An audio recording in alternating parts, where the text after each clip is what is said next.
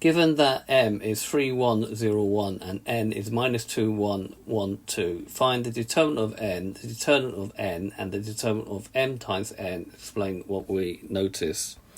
So we've got m is 3101, n is minus 2112. The determinant of m, okay, so the determinant of a matrix A, B, C, D is AD minus BC. So in the first case, this will be 3 times 1 minus 1 times 0.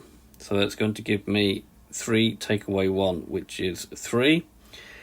And then for the second one, the determinant of n will be minus 2 times 2 minus 1 times 1, which will give me minus 4 take away 1, which gives me minus 5.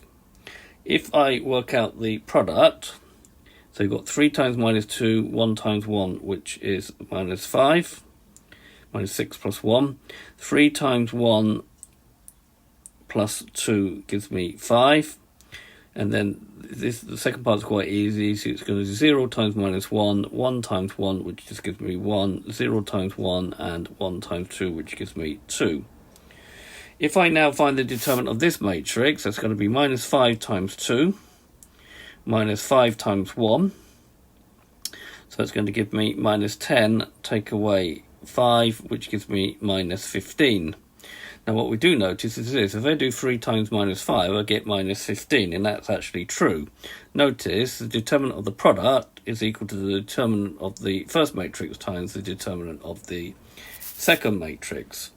If we want to look at this geometrically, we've got this GeoGebra app, which I'll put in the notes of the video.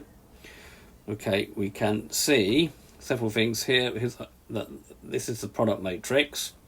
If you multiply it by the unit square, you get this. And that gives the red shape.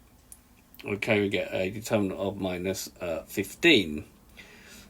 Interestingly enough, if you were to go around 0i p j on the unit square, which is where it came from, if you do it in a different way, you get a different order: 0j dash p dash I dash o.